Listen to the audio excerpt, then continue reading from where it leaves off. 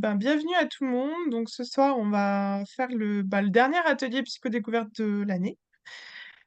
Et on a la chance d'accueillir Laetitia Guillaume. Donc Laetitia, tu es psychologue clinicienne, psychothérapeute, et puis spécialisée dans la thérapie d'acceptation et d'engagement. Donc tu as ton cabinet à Lyon.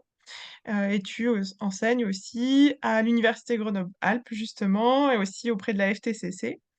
Et puis, dans d'autres contextes, auprès des professionnels de soins, que ce soit, sur la thérapie d'acceptation et d'engagement ou sur aussi la théorie de l'attachement. Donc ce soir, tu vas nous parler, en tout cas, tu as intitulé ta présentation, «Les TCC, des processus», enfin les nouvelles TCC plutôt. Donc on va pouvoir, un petit peu découvrir ce que ce sont ces fameux processus, ce que c'est cette histoire aussi de contexte qui est pas toujours évidente à comprendre, je trouve, dans l'acte. Donc on y verra sûrement plus clair à la fin. Donc l'idée, c'est que donc tu nous fasses une petite présentation, qu'on garde un temps d'échange, à la fin de cette présentation. Comme ça, si on peut, voilà, si vous avez des questions, vous les gardez pour la fin. Et puis si vous avez juste envie d'échanger aussi avec Laetitia, ce sera l'occasion.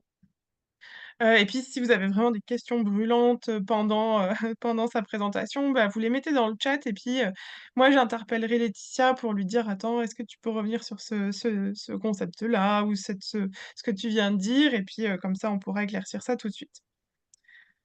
Voilà, donc Laetitia, si tu peux, partager ton écran et puis on te laisse la parole et moi je vais gérer les nouveaux participants, tu t'embêtes pas avec ça, j'admettrai, les gens qui sont dans la salle d'attente.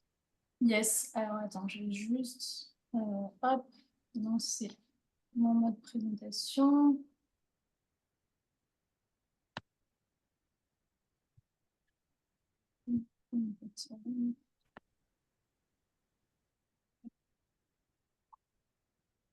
Voilà, et normalement, si je vous partage fenêtre d'audience, est-ce que ça marche? Est-ce que tout le monde voit bien mon PPT? Ouais, c'est Ouais, parfait. génial. Eh bien, lançons-nous. Alors, aujourd'hui, moi, je vais essayer de répondre à toutes ces questions que vous avez peut-être ou n'avez jamais osé vous poser. Parce que la plupart du temps, les réponses sont quand même assez fumeuses, faut bien le dire. Ces questions comme d'où vient la maladie mentale? Qu'est-ce qu'un symptôme? Quid de la psychopathologie? Quels sont les ingrédients finalement de notre souffrance et de notre bonheur? Et comment les psychologues peuvent agir sur tout ça. Voilà, vaste programme. Donc pour ça, on va effectivement parler des nouvelles approches en TCC sur lesquelles se basent les thérapies qu'on appelle de troisième vague. Et notamment, je vais vous faire donc une distinction entre ce qu'on appelle l'approche biomédicale. On va parler de catégories et de la notion d'essentialisme. Et je vais distinguer ça de l'approche plus récente qu'on nomme l'approche transdiagnostique. C'est très dur à prononcer. Euh, et on va parler notamment de contexte et des processus psychologiques. Alors, justement, d'où ça vient la maladie mentale? Donc, ça vient déjà d'une façon de nommer un phénomène observable qui est basée sur une hypothèse sous-jacente. Cette hypothèse sous-jacente, la voici. Les troubles mentaux seraient des pathologies cérébrales qui seraient enrayables pharmaceutiquement. On parle ici d'une approche qu'on va appeler biomédicale. De là, en fait, un ensemble de recherches basées notamment sur le progrès des neurosciences ont permis d'avancer sur la description de ces phénomènes observables. En fait, pour confirmer l'hypothèse d'une causalité cérébrale, les chercheurs tentent d'isoler ce qu'on appelle un marqueur biologique qui serait présent systématiquement pour chaque trouble. Sauf que ici, on a un problème. On ne l'a pas trouvé, en fait, ce marqueur. Alors, on comprend de mieux en mieux le phénomène et ça, c'est vraiment une bonne chose. C'est-à-dire qu'on savait déjà décrire les comportements et maintenant, on sait décrire les phénomènes biologiques et neurologiques qui accompagnent ces comportements problématiques, ces comportements dits pathologiques, la plupart du temps. En d'autres termes, aujourd'hui, on sait donc décrire mieux que jamais un certain nombre de caractéristiques internes qui accompagnent les troubles psychologiques. Mais quand on dit qui accompagne, entendez bien qu'on parle ici de corrélation et pas de causalité. C'est-à-dire qu'on ne sait toujours pas si ces phénomènes internes, biologiques, neurologiques, sont la cause ou la conséquence des comportements qu'on observe et qu'on dit problématiques, qu'on dit pathologiques. Par ailleurs, je précise aussi la plupart du temps. Donc là, vous pouvez traduire, on n'a pas encore réussi donc à isoler ce marqueur biologique unique qui permettrait d'expliquer la présence d'un trouble de façon systématique. Donc en fait, on n'a aucune preuve pour le moment que les pathologies mentales sont causées par un déséquilibre chimique. Aussi, envisager la maladie mentale comme une maladie physique est donc une erreur épistémologique fondamentale. C'est-à-dire qu'on fait fausse route sur ce qu'on cherche pour comprendre le fonctionnement de l'être humain. Autant on peut trouver des marqueurs biologiques pour les maladies physiques, génétiques, par exemple la trisomie, elle est due à des anomalies chromosomiques identifiables. Autant on se casse le nez dès qu'il s'agit du domaine de la psychopathologie. Pourquoi, me direz-vous? Eh bien parce que l'expérience humaine, elle est complexe, elle est multifactorielle, ça paraît presque évident quand je le dis comme ça. La façon dont on comprend le monde et dont on va apprendre à interagir avec le monde dépend de facteurs multiples. En fait, les difficultés de l'individu, elles s'inscrivent dans ce qu'on appelle des réseaux de mécanismes causaux. Ces mécanismes de cause, ils peuvent être biologiques, psychologiques, environnementaux, socioculturels. Et ils se renforcent mutuellement. Par ailleurs, les symptômes, ce qu'on appelle donc les comportements problématiques, ils peuvent aussi interagir entre eux et également se renforcer. C'est donc un sacré bordel. Donc penser qu'il est possible de trouver une cause unique à des phénomènes qui relèvent du comportement humain, c'est quasi surréaliste. La question qu'on devrait alors se poser, c'est si on ne peut pas trouver la cause, sur quoi on peut agir thérapeutiquement. Donc ça, on va y revenir après. Donc en attendant de trouver le Graal causal, s'il existe, on a construit et enrichi au fil des décennies des descriptions c'est dur à prononcer ça aussi, phénoménologiques de la psychopathologie sous forme de catégories. Donc, l'approche catégorielle, c'est le DSM le plus connu, vous en avez forcément entendu parler, donc c'est le manuel diagnostique statistique des maladies mentales. Mais en fait, l'approche catégorielle, c'est tout autre manuel dont la nosographie est catégorielle. Donc, l'objectif de cette approche catégorielle, c'est de créer des entités distinctes dans le but de décrire le plus précisément possible ces phénomènes psychologiques et d'y poser un nom, en l'occurrence un diagnostic. Pour éventuellement, derrière, le but, c'est de prescrire un traitement. Alors, parfois, ce traitement, il a des effets, d'autres fois, non, on y reviendra, mais en tout cas, on ne soigne pas l'origine supposée, puisqu'on ne l'a pas trouvée, mais on apaise les symptômes handicapants, et ça, c'est une très bonne chose quand c'est possible. Donc, le DSM actuel, qui est la version 5, ce DSM-là se veut athéorique, c'est-à-dire absence de théorie. C'est-à-dire qu'il ne cherche pas à élaborer d'étiologie en soi, il reconnaît l'absence de cause identifiable, mais par contre, il va produire des statistiques sur des facteurs de risque, aussi bien biologiques qu'environnementaux ou culturels. Donc, souvenez-vous, on a parlé juste avant de corrélation. Il s'agit bien de ce que décrivent ces statistiques. Prenons un exemple, par exemple, les facteurs de risque environnementaux dans la schizophrénie. Vous trouverez dans le DSM-5, je cite, la saison de naissance, par exemple la fin de l'hiver, le début du printemps dans certaines régions et l'été pour la forme déficitaire de la maladie. Bon, qu'est-ce qu'on fait avec cette corrélation? Honnêtement, je ne sais pas, mais elle a le mérite d'exister, c'est de la statistique, c'est une corrélation qu'on a trouvée avec la présence du diagnostic de la schizophrénie.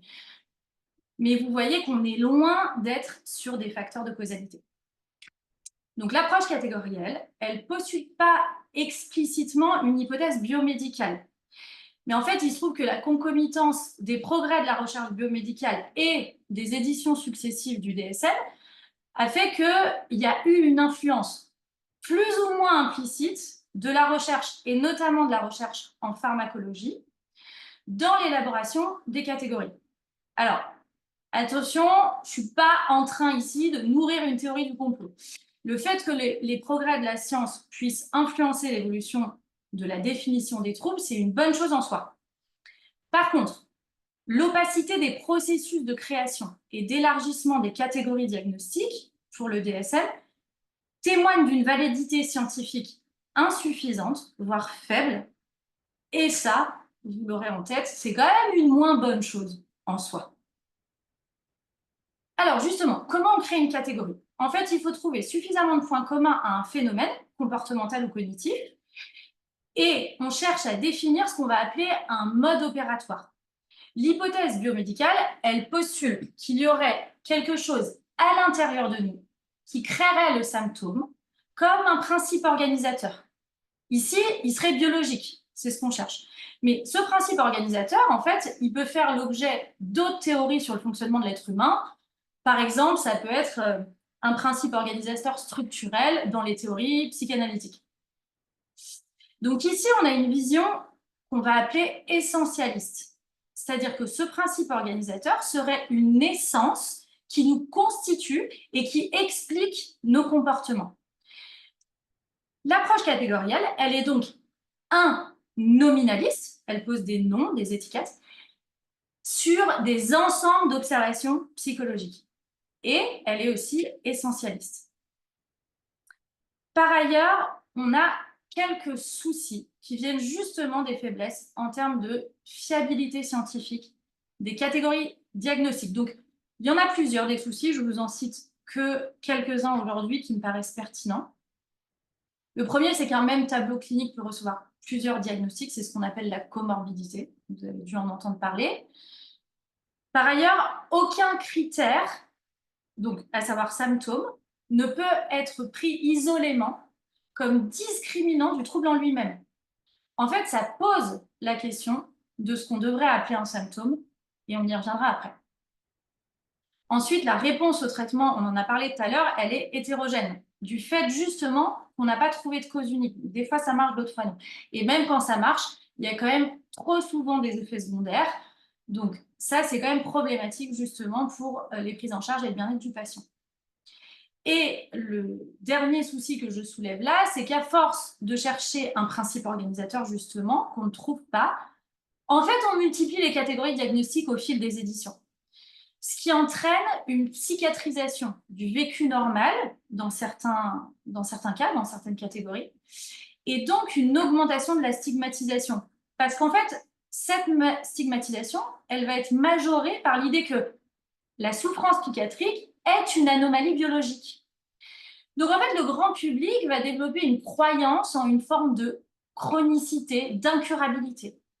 Et ça, ça n'aide pas à se dire que les malades mentaux, justement, sont des personnes comme les autres.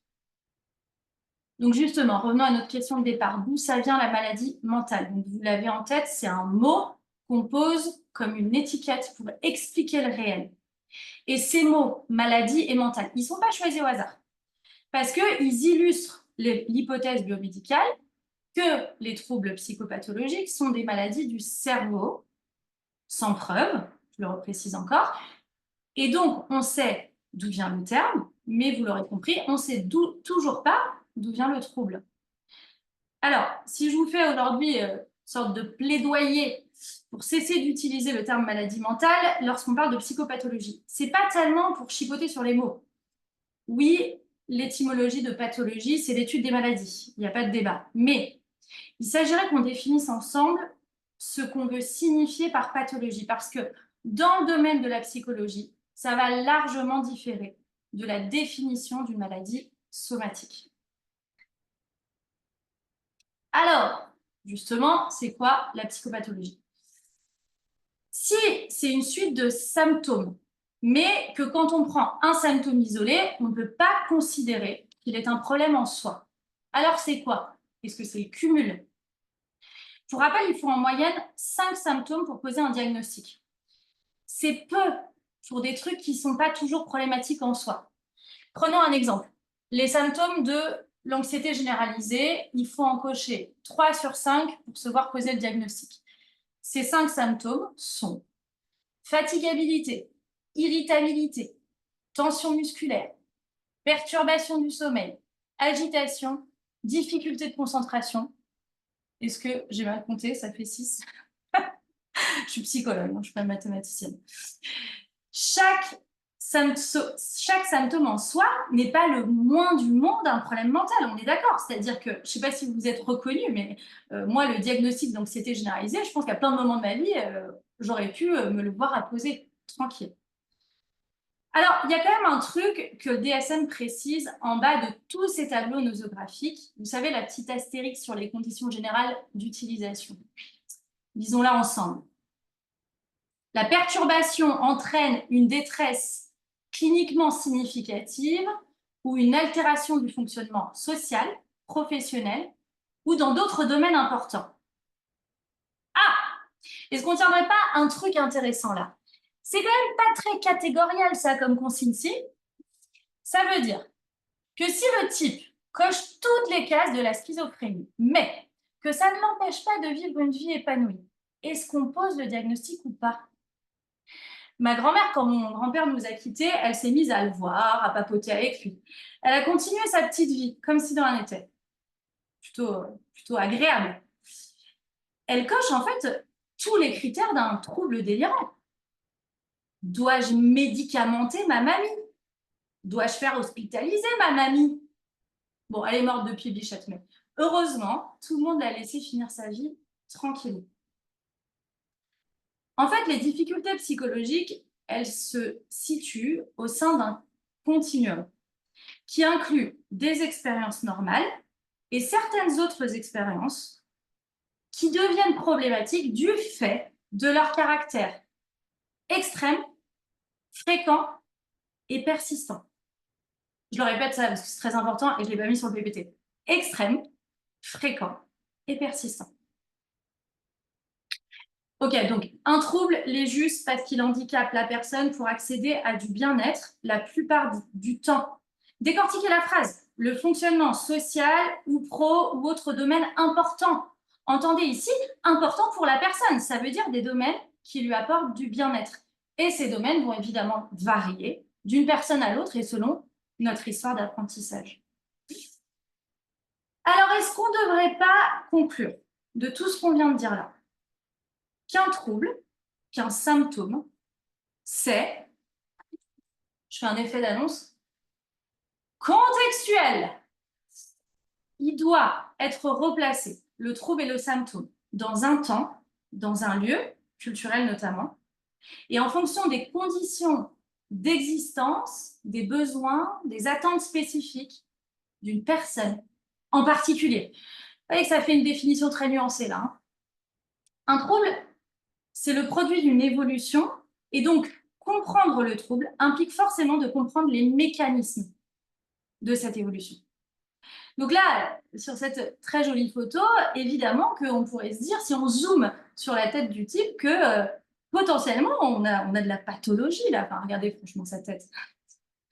Grand respect à lui. Hein, mais... Et on n'est pas dans le contexte si on zoome sur sa tête. Évidemment, on voit que dans le contexte, là, en fait, c'est un antisocial. Et pas au sens pathologique du terme. Antisocial, tu perds ton sang-froid pour les boomers qui sont avec moi dans la salle. Si on replace dans le contexte, vous voyez qu'un même comportement, des mêmes indices n'ont plus la même signification. Ok, donc on va avancer avec tout ça, mais avant ça, je vous résume déjà tout ce que j'ai dit là pour ne pas vous perdre.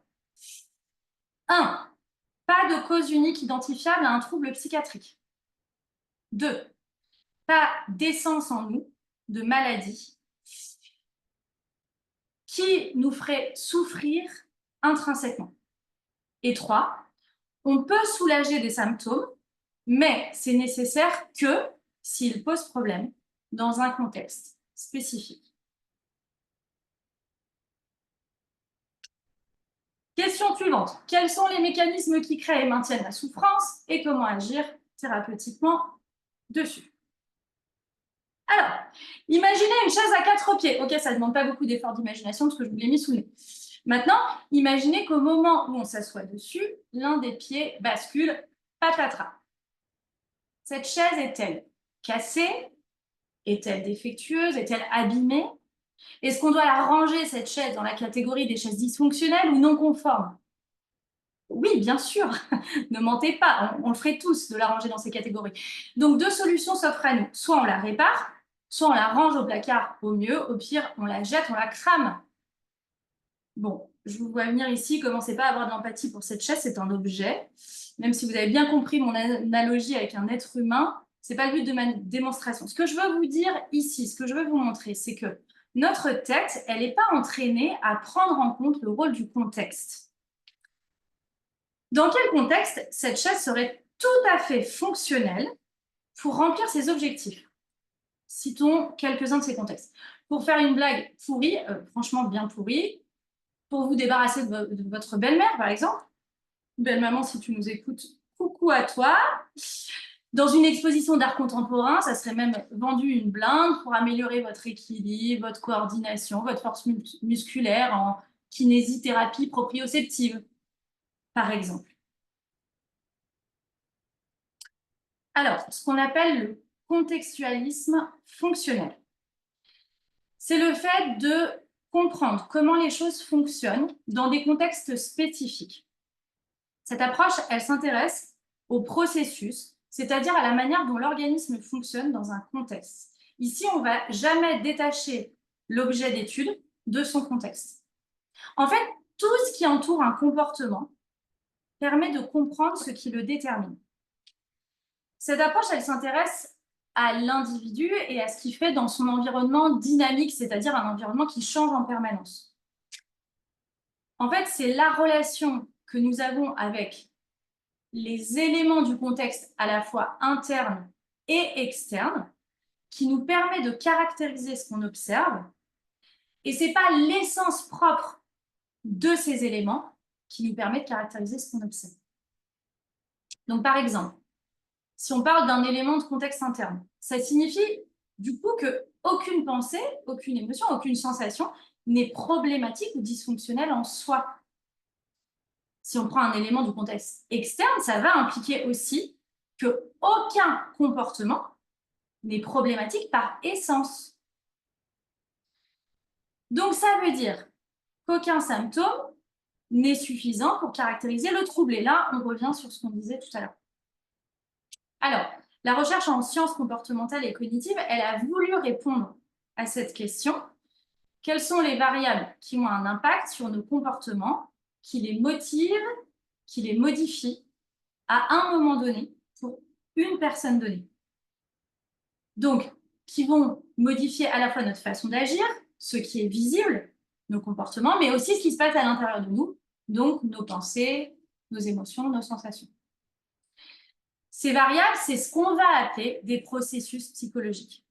Donc, l'approche processuelle, qui s'inscrit dans l'épistémologie du contextualisme fonctionnel, l'approche processuelle, elle consiste à analyser le contexte d'apparition d'un comportement et ce qu'on va appeler sa fonction au sein de ce contexte. La fonction, c'est la conséquence qu'on cherche à obtenir grâce à un comportement donné. Donc, il y a deux principes généraux que j'aimerais bien que vous reteniez pour cette approche processuelle. C'est qu'on va toujours prendre en compte l'ensemble de l'événement et non les unités séparées. Donc, par exemple, je vais prendre en compte l'endroit où marche la personne qui marche, le moment, les personnes qui l'entourent, etc., etc. Et deuxième principe, je vais prendre en compte le contexte dans la compréhension de la nature et de la fonction d'un événement. Donc, le contexte va déterminer les fonctions de ce comportement. Par exemple, boire un verre lors d'un événement joyeux, lors d'un anniversaire ou lors d'un chagrin. Ce n'est pas du tout la même fonction, alors que c'est le même comportement, parce que ce n'est pas le même contexte. Donc, dans un cas, je cherche la joie, le goût agréable du champomis, puisqu'on boit tous que du champomis, n'est-ce pas? Et dans l'autre cas, je cherche à me débarrasser de mon chagrin. vous voyez que c'est le même comportement, mais ce n'est pas la même fonction. Alors, par rapport à ce qu'on a vu avant, ces fameux facteurs psychologiques médiateurs, biologiques, sociaux, circonstanciels, en fait, ils peuvent conduire à des problèmes psychologiques via leurs effets, via les effets de différents processus psychologiques. Donc, en fait, c'est les processus psychologiques entre ces facteurs et les problèmes psychologiques qui vont entraîner des problèmes secondaires et petit à petit, qui vont créer des cercles qui mènent éventuellement à de la psychopathologie. Donc, ces processus psychologiques, on les a identifiés justement. Cette vision, elle permet en fait d'aborder la dynamique du fonctionnement psychologique de la personne dans toute sa complexité, dans son expression unique. Alors, je sais que vous mourrez d'envie de savoir ce qui nous fait souffrir, ce qui nous rend heureux, nous les êtres humains. Me trompe-je? J'ai pas assez de temps pour vous spoiler sur l'ensemble des processus psychologiques qui ont été identifiés par la recherche en sciences humaines, mais je vais quand même vous parler de deux processus assez centraux à la plupart des difficultés psychologiques. Alors, rappelez-vous, on a dit que les troubles, c'était avant tout des comportements qui entraînaient de la détresse, un éloignement des domaines qui apportent du bien-être. Ces comportements, ils sont jugés problématiques car ils sont persistants, ce qui n'améliore pas la situation, voire conduit à des cercles vicieux qui augmentent la détresse et le manque de sources de bien-être. Arrêtez-vous sur ce terme, encore une fois persistant, parce qu'il est vraiment fondamental. On peut facilement comprendre que boire un verre pour se sentir mieux n'est pas un comportement pathologique en soi. Mais si à chaque fois que j'ai mal, que je me sens mal, j'adopte ce même comportement, les conséquences délétères risquent de s'accumuler, vont s'accumuler, pas trop de suspense, sur le long terme et sans m'apporter ce que je cherche vraiment. Donc, je vous le donne en mille, un des facteurs majeurs du maintien et de l'amplification de la souffrance est, j'ai l'impression d'être aux Oscars, je suis en train d'ouvrir mon enveloppe, les nominés sont la rigidité comportementale et ou cognitive. Ok, ça c'est le premier truc. Continuons sur mon exemple. Qu'est-ce que je cherche vraiment au fait? Je cherche à me sentir moins triste. Si je traduis en termes psychologiques, ça veut dire la fonction de mon comportement, boire un verre d'alcool, est une recherche d'évitement de la souffrance. Bingo, vous avez le second processus majeur de l'ensemble de nos petits et gros problèmes, qui est l'évitement. Alors, pourquoi c'est un problème d'éviter la souffrance de manière rigide, à savoir, quels que soient les contextes, et systématiquement? Parce que ça ne marche pas. La souffrance, les émotions désagréables, elles reviennent toujours sous une forme ou sous une autre. C'est le lot de notre condition existentielle. Bah oui, désolé. Je vous laisse un petit temps de deuil.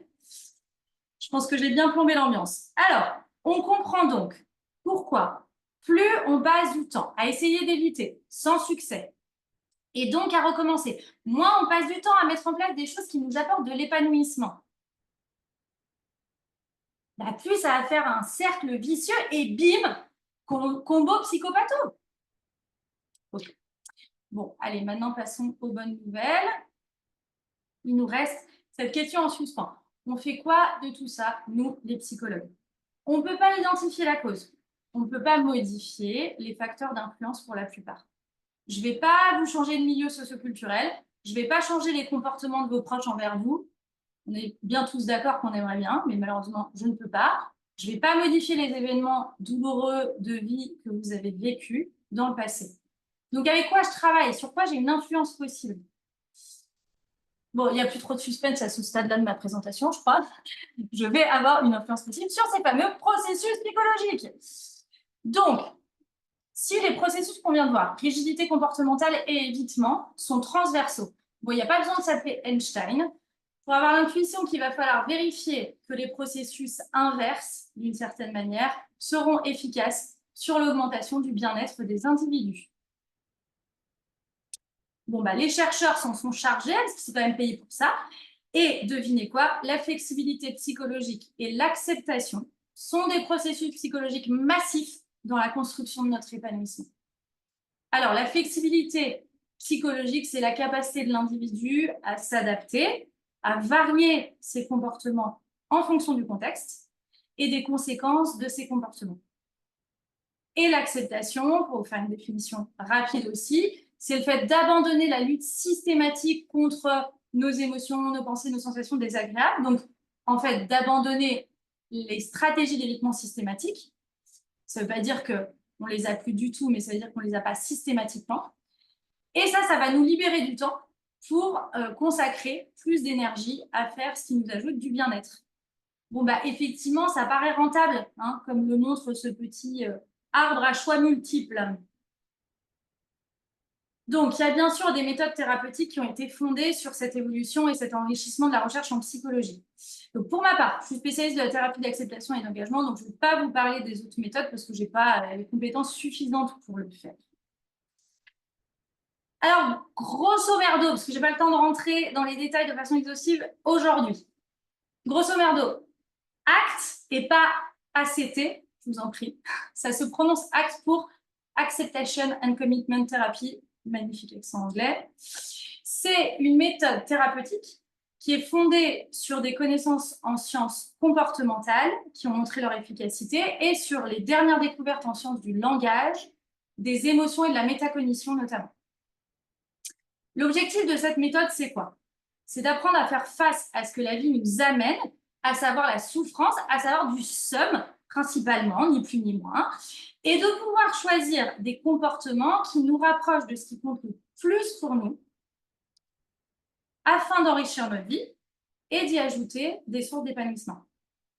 La prise en charge par l'acte, elle doit permettre de réduire l'impact et l'influence des pensées, des émotions et des sensations notamment, sur nos comportements, sur nos choix comportementaux. Donc, il y a 6 processus psychologiques spécifiques qui ont été mis en évidence par ces recherches en sciences du langage et de la cognition. Alors, si ça vous intéresse, le titre de ces recherches, c'est la théorie des cadres relationnels, et c'est ce qui fonde la thérapie ACT, mais je ne rentre évidemment pas dans les détails aujourd'hui. Donc, ces processus, ils ont montré leur efficacité sur l'amélioration de ce qu'on appelle donc la flexibilité psychologique dont on a parlé juste avant, sur le bien-être des patients et l'amélioration des troubles psychologiques catégoriels. Donc, dans ces 6 processus, on a la capacité à rester en contact avec des expériences psychologiques aversives, la distanciation des pensées, une sensibilité à ce qui se déroule dans l'instant présent, la capacité à changer de perspective sur soi et sur le monde, une perception claire de ce qui est valorisé, donc c'est-à-dire ce qui est important à nos yeux, et, pourquoi je l'ai mis en gras, la capacité à agir en direction de ce qui est valorisé, parce que ça reste une thérapie comportementale dont le but, c'est de développer des changements comportementaux. Donc, d'une façon générale, les modèles thérapeutiques de la 3e vague des thérapies cognitives et comportementales considèrent que accepter plutôt que lutter, observer avec distance plutôt que croire nos pensées difficiles, c'est plus efficace que de tenter de s'en débarrasser, même si c'est généralement notre réaction première à tous. Donc, tout ce que je viens de vous décrire s'inscrit dans ce qu'on appelle l'approche transdiagnostique de la psychopathologie, dont la nouvelle vague des TCC est issue. Pourquoi transdiagnostic? Parce qu'un même processus psychologique peut se retrouver comme facteur médiateur de différents troubles psychologiques. Par exemple, le processus d'évitement est en jeu dans un certain nombre de troubles diagnostiques comme les troubles anxieux, les troubles de l'humeur, les troubles du comportement alimentaire, entre autres. Alors, comment ça marche? On a dit que l'évitement, c'est le fait de vouloir éviter nos ressentis, événements internes considérés comme insupportables. Donc, faire face à une émotion qu'on juge comme étant trop difficile, en fait, pour faire face à ça, on va mettre en place des stratégies pour s'en débarrasser, pour la modifier, cette émotion-là. Ces stratégies comportementales, elles peuvent être, par exemple, le fait de réduire les activités qui provoquent de l'anxiété ou de la tristesse dans le cas des troubles anxieux ou des troubles de l'humeur, ou le fait de contrôler son alimentation dans le cadre des troubles alimentaires, par exemple. Alors, c'est bien sûr pas le seul processus psychologique en jeu, l'évitement, dans le maintien de ces troubles. Mais vous voyez qu'il est transversal à plusieurs troubles. Donc, c'est pour ça qu'on a de l'efficacité sur tous les troubles grâce à ces nouvelles méthodes. Cette position, c'est donc une position alternative à l'essentialisme. Il n'y a pas de vérité à découvrir à l'intérieur de soi. En fait, c'est l'ensemble de l'organisme qui interagit avec l'ensemble de l'environnement. C'est une position aussi alternative. Excusez-moi. Je prends une petite gorgée de rhum pour le stress. C'est une position aussi alternative à ce qu'on appelle l'approche mécaniciste, qui suppose qu'il y a des éléments du fonctionnement cognitif ou cérébral qui sont pathologiques, problématiques par nature. Il y aurait, selon cette vision, par exemple, des souvenirs, des pensées, des sentiments, des émotions, des impulsions, des schémas, des histoires personnelles, des croyances essentielles. Vous voyez que tout ça, vous le retrouvez dans les différentes méthodes thérapeutiques. Tous ces éléments qui auraient besoin d'être réparés, remplacés ou enlevés. Il n'y a rien de faux en soi à propos de cette approche-là. En tout cas, pour celles qui sont basées sur les preuves scientifiques, hein, bien sûr, je précise. Évidemment que certaines pensées sont de toute évidence problématiques pour nous ou pour nos patients. C'est juste que le contextualisme fonctionnel adopte un objectif thérapeutique différent. Il ne va pas chercher à se débarrasser de ces pensées-là. Vous, moi, toutes les personnes qui nous entourent, et surtout celles que vous allez accompagner en tant que psychologue, ont une vision particulièrement mécaniciste et essentialiste de leur fonctionnement. Ils pensent être défectueux, ils pensent avoir un problème, manquer de compétences, de confiance en soi, etc. Ils voient leurs pensées comme symptomatiques, comme nécessaires d'être enlevées, d'être éliminées, comme préalable au bonheur. Le problème de cette vision, c'est qu'elle va inviter à une lutte accrue contre nos événements internes et on vient d'expliquer où est-ce que ça nous mène. Alors, soulignons ces différents points avant de conclure. Il faut absolument garder en tête que l'approche catégorielle, elle permet de standardiser et d'homogénéiser les descriptions des phénomènes psychologiques handicapants. À l'heure actuelle, cette approche elle est indispensable pour repérer les troubles psychiatriques invalidants et continuer d'investir dans la recherche de solutions de prise en charge, et notamment sur le plan biologique. Par ailleurs, entendons-nous bien, il ne s'agit pas pour moi aujourd'hui, en aucun cas, de décrédibiliser la pratique, notamment des psychiatres qui ont un rôle majeur et efficace dans ces prises en charge. L'approche biomédicale et les progrès de la recherche en neurosciences permettent de soulager dans un bon nombre de cas les phénomènes handicapants et sont donc un allié absolument indispensable au travail du psychologue. Il n'y a pas de débat là-dessus. En revanche, si on s'intéresse au point de vue de la prise en charge psychologique, la cause des troubles n'étant plus l'enjeu d'amélioration du bien-être actuel des personnes, alors on comprend en quoi l'approche catégorielle doit s'enrichir et évoluer. L'approche transdiagnostique, elle réunit en un tout cohérent à la fois la description des problèmes, leurs explications en termes de processus psychologiques dysfonctionnels et les interventions thérapeutiques basées sur ces processus. Cette approche-là, elle n'annonce pas la disparition des catégories, mais plutôt l'évolution des pratiques diagnostiques, en vue d'une plus grande efficacité thérapeutique, évidemment, puisque c'est ce qu'on cherche tous. Cette évolution, elle est donc nécessaire au regard des faiblesses scientifiques actuelles de la psychiatrie et de la non prise en compte, ou en tout cas de la prise en compte insuffisante des dernières découvertes en sciences du comportement et de la cognition notamment. La psychologie, rappelons-le, est une science du comportement et la psychothérapie est une approche qui se base sur cette science appliquée du changement comportemental. Rendons les pratiques plus rigoureuses, les plus rigoureuses possibles, et on y gagnera forcément en pluridisciplinarité. Allez, maintenant concluons parce que vous m'avez, je pense, assez entendu.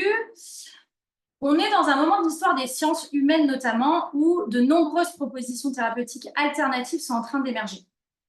C'est donc très difficile de se repérer. On l'a dit, c'est vraiment un joyeux bordel. Le propos aujourd'hui, ça a justement pour but de vous donner des points de repère. Quelle approche est issue de quelle hypothèse sur le fonctionnement de l'être humain? Il n'y a pas encore aujourd'hui de consensus. Et les approches actuelles, elles tentent d'intégrer lentement, mais sûrement, les nouvelles découvertes. Mais parce que justement, c'est le bordel. Vous ne pouvez pas faire l'impasse sur une réflexion à propos de votre positionnement épistémologique. N'apprenez pas, je vous en supplie, des méthodes thérapeutiques sans comprendre d'où elles viennent, sur quoi elles se basent et ce qu'elles cherchent à faire.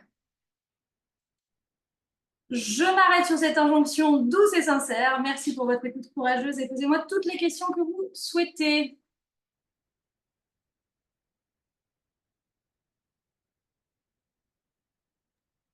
Merci beaucoup, Laetitia. Je pense que c'était hyper clair, hyper bien expliqué. En tout cas, tu vois, pour avoir suivi plusieurs formations, plusieurs cours sur ces thématiques, c'est la première fois que j'ai trouvé que c'était aussi bien amené. Donc, merci beaucoup et bravo pour ça. Merci à toi. Ok, alors il y avait déjà une question dans le chat qui avait été posée par Andrea, qui demandait est-ce que l'approche processuelle, elle peut être appliquée sur les symptômes dits négatifs, notamment par exemple dans le trouble du spectre de la schizophrénie? Donc symptômes négatifs, j'imagine que Andrea, tu parlais par exemple, parce que ça dépend des symptômes aussi, mais du retrait social ou des difficultés à ressentir des émotions agréables, des difficultés dans la communication. Les difficultés à commencer une action et ou la terminer, des choses comme ça, Ouais. des difficultés de mémoire aussi. Yes. Donc, en fait, la manière dont la question est posée, et c'est normal, est forcément catégorielle. Parce qu'effectivement, là, on parle d'une classe de symptômes. Donc, en effet, c'est la façon dont le DSM nous l'apprend, et encore une fois, c'est très bien qu'on ait ces descriptions pour le moment. Mais justement, parce qu'on s'inscrit dans une approche transdiagnostique, en fait, on va plus considérer les classes de symptômes. C'est-à-dire qu'on va essayer d'identifier les processus psychologiques, ceux qu'on a identifiés comme étant efficaces sur l'amélioration des troubles, derrière les symptomatologies. Donc derrière ces symptômes négatifs, en fait, il y a d'autres processus psychologiques avec lesquels nous, on va travailler, et notamment les processus de acte dont je vous ai un peu fait part là précédemment. On va pouvoir traduire en fait les symptômes, le fait de ne pas réussir à se lever, le fait de se renfermer sur soi, le fait d'avoir du retrait, le fait... Tout ça, on va pouvoir le traduire en termes de quel est notre rapport avec ce qui se passe à l'intérieur de nous, quelle relation on entretient avec ça, et comment on va pouvoir prendre ça en charge pour que le comportement se modifie. Et en fait, à partir du moment où le comportement se modifie, la question de la symptomatologie, elle a plus tellement de sens. C'est-à-dire que si le mec, il peut se lever, bah, ok, en fait, ce qu'on a défini, ce qu'on appelle un symptôme, c'est ce qu'on observe de son comportement. Et donc, on a mis des mots sur ça jusqu'à maintenant, mais on a mis des mots de manière catégorielle. Vous voyez que là, on change complètement de paradigme. Donc, c'est logique, en fait, de encore se poser la question de manière catégorielle, mais vous allez voir, petit à petit, on aura de moins en moins besoin de se poser ces questions de cette façon-là. Et donc, oui, quand même, pour répondre complètement à votre question, donc l'approche transdiagnostique en partie, mais encore une fois, je vais parler que de acte. Acte a montré de l'efficacité de manière transversale sur l'ensemble des troubles catégoriels. Donc, effectivement, cette prise en charge est efficace et aussi dans la schizophrénie et donc avec tout ce qui implique la symptomatologie de la schizophrénie. C'est vrai que cette approche, c'était beaucoup plus aisé pour moi sur les troubles d'anxiété généralisée ou la dépression, les troubles borderline. Mais sur la schizophrénie, j'avais du mal à visualiser. Et là, je comprends que ça peut être, par exemple, la personne, elle ressent une angoisse forte et donc elle met en place des différents comportements qui se traduisent en, voilà. Donc, comment est-ce qu'on fait pour que dans cette angoisse-là, qu'elle soit plus tolérable de changer de comportement par, voilà. Exactement, je pense que vous avez bien compris l'idée. Et donc, effectivement, vous voyez que quand on sort d'une approche essentialiste, en fait, quand on parle de la personne ne sort pas de chez elle par anxiété généralisée parce qu'elle est préoccupée par la pensée qu'un malheur va arriver ou je ne sais quoi, C'est exactement la même chose que quand on dit la personne ne sort pas de chez elle parce qu'elle a des hallucinations, elle a des expériences sensorielles inhabituelles dans le cadre des troubles psychotiques, etc. En fait, le résultat comportemental, c'est le même. Donc, si on modifie notre relation à nos événements internes et qu'on diminue cette influence de nos événements internes sur nos comportements, peu importe que votre problématique de base, ça soit juste des pensées anxieuses ou des hallucinations psychosensorielles, il va se passer en résultat la même chose, c'est-à-dire que ça va améliorer votre condition de vie, votre liberté de choix, etc., etc. Alors, je te poserai bien une autre question pour compléter ta réponse et je pense qu'il aidera à répondre aussi à la question de Jules, qui demandait de nous expliquer un peu plus en détail les principes de la thérapie ACT. Et du coup, je me dis que, par exemple, si tu as une idée, tu vois, d'une pratique ou du style d'exercice qu'on peut faire avec un patient, voilà, qui aurait du mal, Andrea, tu parlais de motivation, bah, qui aurait du mal, par exemple, à se motiver pour faire quelque chose, comment est-ce que tu travaillerais avec lui? Alors oui, c'est pas Alors, évident comme question en même temps. C'est parce que moi, j'avais une idée en tête, c'est pour ça. Du coup, j'ai posé dans ce spectre-là. oui, Mais... oui, oui, je comprends. C'est pas que c'est pas évident comme question, et je comprends la question, mais je vais botter en touche sur cette question volontairement, parce que ça pourrait donner l'impression, et ça, à mon avis, euh, une partie des lacunes dans la formation de ACT, à mon avis, c'est de former à ACT de manière protocolaire, de manière comme une boîte à outils. Or, comprendre ACT, c'est comprendre justement c'est vraiment comprendre ce principe du contextualisme fonctionnel et donc la manière dont on va se servir de certains processus dans une situation donnée. On ne peut pas donner des recettes ou des lignes protocolaires avec ACT en fait. Si on fait ça, c'est déjà qu'on est en train de mal enseigner et donc mal comprendre en face ACT. Donc, je me garderai bien de vous donner déjà, voilà, alors expliquer ACT, c'est bien évidemment trop long pour aujourd'hui, donc je ne peux pas rentrer là dans les détails, mais en gros, par rapport au processus que j'ai expliqué tout à l'heure, c'est qu'on va se servir de plusieurs éléments à la fois de ces différents processus. On va faire ce qu'on appelle une analyse fonctionnelle processuelle. Et donc, dans ces analyses fonctionnelles, on va viser effectivement certains processus qui sont plus en jeu dans une problématique en particulier. Donc, ça peut être des processus d'acceptation, des processus de contact avec l'instant présent, des processus de fusion avec nos pensées, c'est-à-dire d'adhésion à ce que nous racontent nos pensées. On va aller piocher effectivement dans ces différents processus-là pour lesquels il y a plein de méthodes différentes, d'outils différents. Mais encore une fois, si je vous en donne et que vous allez l'appliquer derrière avec vos patients, le problème, c'est qu'il y a plein d'exercices qui ne fonctionnent pas avec certains patients parce qu'on va toujours se baser sur son histoire d'apprentissage, sur le contenu de son langage, sur ce qui lui parle à lui, sur ce qui est important à ses yeux. Donc, vous voyez que quand je le résume comme ça montre aussi que ACT, ça paraît simple, mais en fait, c'est quand même hyper techos. Et donc, je ne veux pas donner l'impression qu'on a une liste d'exercices et qu'on peut aller piocher dedans une fois qu'on a compris la problématique, parce que c'est plus complexe que ça. Et pour être efficace, il faut rentrer beaucoup plus effectivement dans la spécialisation et la formation de ACT. Et donc, juste, je sais pas, tu me diras après, ça n'a pas répondu tout à ma question, mais je rebondis sur ce que je vois dans le chat aussi. Même réponse, c'est-à-dire que toutes les questions que vous me posez sur les catégories diagnostiques, oui, ACT fonctionne dans toutes les catégories diagnostiques. Donc, toutes les problématiques, TSA, TDA, TCA, tout ce que vous voulez, ça fonctionne parce qu'on n'est plus sur une approche catégorielle, on est sur une approche transversale processuelle de processus qui sont identifiés de manière universelle et donc chez tous les êtres humains.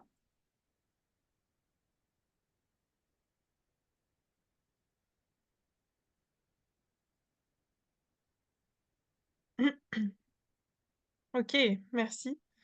Est-ce que Jules, ça répond à ta question, Ludo aussi?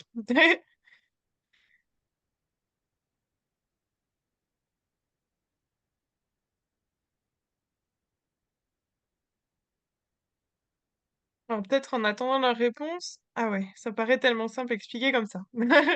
Ouais. Bon, déjà, tant mieux, c'est-à-dire que je réussis mon boulot de vulgarisation, mais en effet, ça paraît simple, mais gardez bien en tête que le langage de l'être humain, c'est éminemment complexe. Et c'est ça qui nous fait souffrir, c'est ça qui nous rend heureux. Et donc, en fait, pour comprendre ACT, il faut comprendre comment le langage marche. Et c'est pour ça que je vous dis, ça fait référence derrière à un bloc théorique qui est immense de recherche sur le langage et la cognition et qui est absolument révolutionnaire pour le coup en termes de compréhension de l'être humain. Et en fait, c'est ce bloc-là qui a permis derrière de développer les outils de la méthode thérapeutique. Mais en fait, ces outils-là, ils ne sont pas anodins. Et quand on s'en sert de manière anodine sans comprendre tout ce qu'il y a derrière, alors je ne dis pas qu'il faut absolument se former à la théorie du langage pour utiliser ACT, mais en tout cas, rapprochez-vous de formateurs qui eux-mêmes sont formés à cette théorie du langage. Pour le coup, c'est vraiment le meilleur conseil que je pourrais vous donner. Ouais, en tout cas, ton propos, moi, ce sur quoi il me fait réagir, c'est que peut-être encore plus quand on est jeune psycho, en fait, quand on vient d'être diplômé, on a voilà, découvert deux, trois techniques en master ou auprès de psychos avec lesquels on a fait nos stages. Peut-être qu'on a fait une ou deux formations. Et en fait, ça nous rassure aussi quoi, d'avoir des outils concrets, d'avoir des protocoles à appliquer. On a besoin de ça, entre guillemets, un peu pour commencer et pour se rassurer. Et c'est aussi le piège dans lequel on peut tomber, en fait. C'est qu'après, on va essayer de prendre ces outils-là et puis de les imposer, entre guillemets, à notre patient ou essayer de les modeler pour que ça fitte. Et en fait, c'est pas si simple.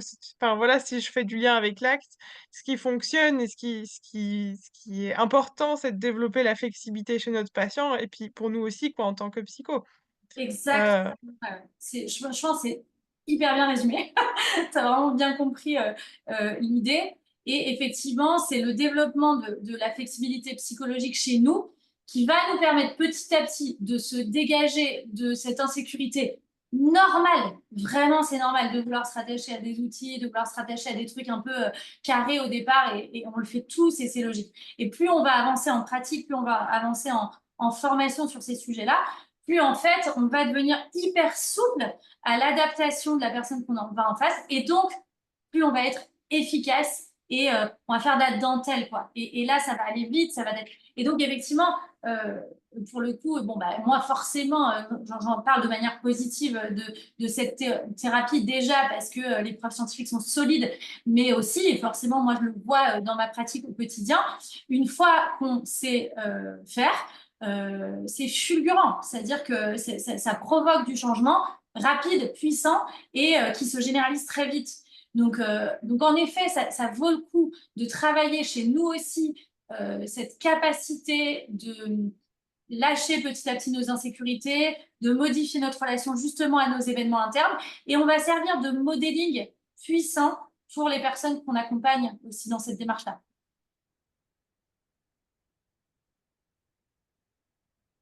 Ouais, alors je sais pas s'il y a d'autres questions que vous voulez poser à Laetitia? Hem, mais en tout cas, ce qui reste certain, c'est que enfin, pour moi, en tout cas, ma vision des choses, c'est que le master, pose certaines bases, mais qu'il va falloir approfondir après et ce sera à vous d'aller découvrir, les modèles théoriques qui vous intéressent, qui vous semblent pertinents, qui vous parlent. Les outils aussi de la même façon et plus vous allez faire de formations complémentaires, plus vous allez faire de supervision, plus vous allez rencontrer aussi juste des pairs, ben, plus ça va nourrir un petit peu votre réflexion, votre posture et vous aider à affiner un petit peu le travail que vous allez faire en psychothérapie. Donc c'est certain que quel que soit le master que vous faites, il sera pas suffisant, quoi. Oui, ça c'est quand même la mauvaise nouvelle du jour après 5 ans d'études. Et en même temps, la meilleure parce qu'en fait, après le master, il y a encore plein de choses à découvrir et c'est génial, quoi, en fait. Moi, je trouve ça génial dans mon année de me dire: «Punaise, j'ai trop de formations auxquelles j'aimerais assister, j'arrive pas à choisir» et ça, c'est top parce qu'on continue d'apprendre, quoi, à chaque fois. Bien sûr, et puis je pense qu'on n'a jamais choisi ce métier par hasard et l'appétence pour l'apprentissage est quand même assez transversale à la plupart des psychologues, malgré tout, de comprendre ce qui sous-tend les processus de l'être humain. J'avoue que c'est une quête Mmh. effrénée et épanouissante tout au long de notre carrière, si je puis dire. Alors, on a une autre question. Est-ce que le contexte dans l'approche processuelle est le même contexte que dans l'approche... Alors, Evidence-based practice, je le dis à voix haute pour tout le monde. Alors, je suis pas sûre de comprendre le sens de la question dans la mesure où ACT, comme toutes les thérapies basées sur les preuves scientifiques, est une thérapie evidence-based practice, avec mon magnifique accent anglais encore une fois. Donc, l'approche processuelle est basée sur les preuves scientifiques. Donc, le même contexte que dans l'approche. En fait, c'est pas une approche, hein, evidence-based practice, c'est juste une méthode de vérification scientifique. Oui. Je vais prendre la parole parce que c'est facile d'expliquer. J'ai fait un module sur cette méthode de evidence-based practice et il parlait de 4 piliers. Le pilier patient, l'expertise du clinicien, et il y avait le contexte et la recherche. Voilà. Et donc, dans le contexte, il parlait tout le cadre, partir du cadre légal, mais aussi le cadre relationnel, le cadre culturel, le cadre, voilà, Oui, tout oui, ça. ok. Et est-ce que c'était un synonyme ou est-ce que ça se rapproche beaucoup, mais il y a quand même des différences. Alors oui, donc autant pour moi, parce que j'ai répondu de façon plus large, en fait, effectivement, que la question, j'ai répondu les recherches basées sur les preuves scientifiques. Là, il s'agit plus de la pratique du clinicien basée sur... Alors, c'est évidemment lié. Je ne sais pas si je vais pouvoir vous répondre exactement, parce que je ne sais pas comment votre formateur vous a présenté effectivement cette notion de contexte dans ce qu'il vous a appris. Mm. En tout cas, j'aurais tendance à dire de manière générique que oui, à mon avis, on fait allusion à la même chose ici et l'importance de la prise en compte du contexte dans les pratiques. Je pense que c'est ce qu'il a dû vouloir vous faire Oui, passer. oui, c'est ça. Ouais. Et j'ai une question sur le TCR, les cadres relationnels. On parle beaucoup de langage, du sens. Après, je n'ai pas beaucoup approfondi cette thématique et je voudrais savoir si j'ai bien compris si c'est le sens qu'on met derrière les mots du langue, voilà, de ce qu'on mentalise, qui fait qu'on va souffrir ou pas souffrir. Est-ce que c'est un peu ça l'idée ou Oui, c'est un un peu. peu? Oui, oui. En fait, encore une fois, je ne pourrais absolument pas vous répondre de manière exhaustive. C'est très plaisant pour moi de voir que ça soulève plein de questions plus larges parce qu'on voit que vous avez envie de comprendre. Donc, je pense que petit à petit, vous allez pouvoir répondre à votre question. Là, je ne peux pas du tout développer parce que c'est trop large.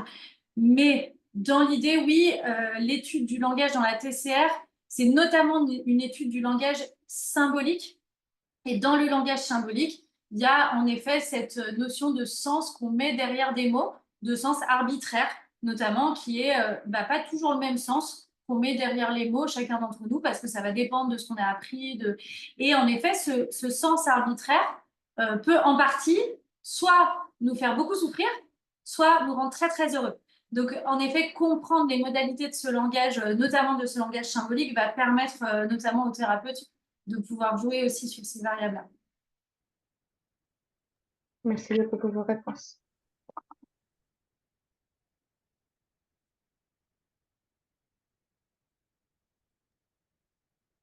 Ok, je ne sais pas si vous avez encore des questions, on a encore un petit peu de temps. Donc, si vous voulez juste discuter aussi sur le parcours de Laetitia ou sur son métier, enfin sur les patients qu'elle a, etc. N'hésitez pas.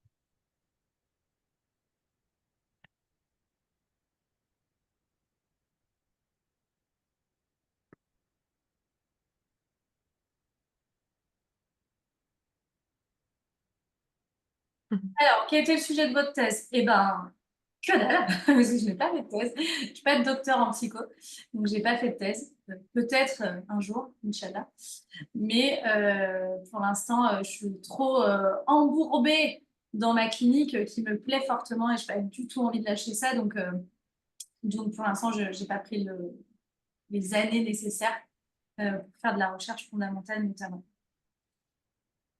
La présentation est bonne. Merci, merci pour tous ces renforts.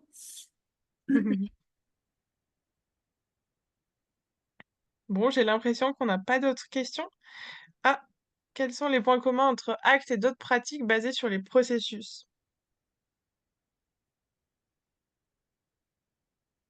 Je suis très contente de vos questions, hein. C'est que des questions pièges.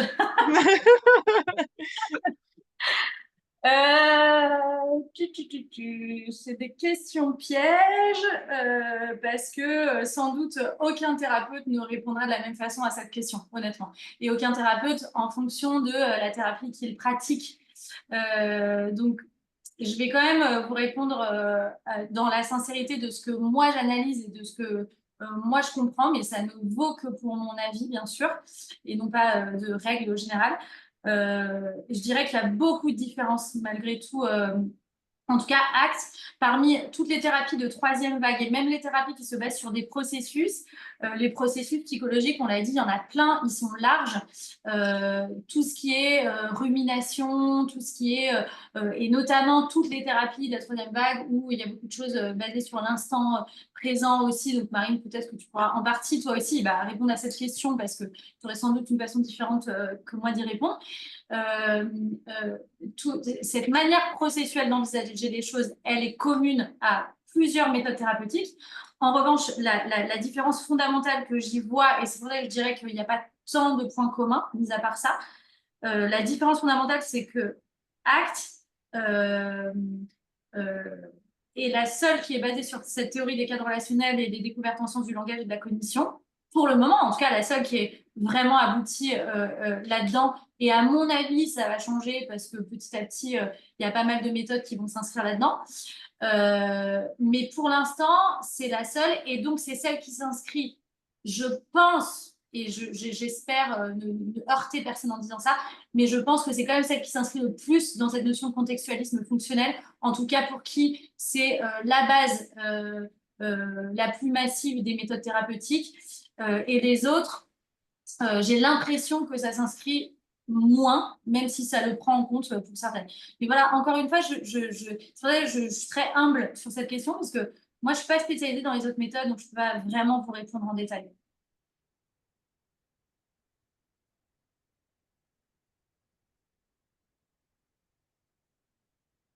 Ouais.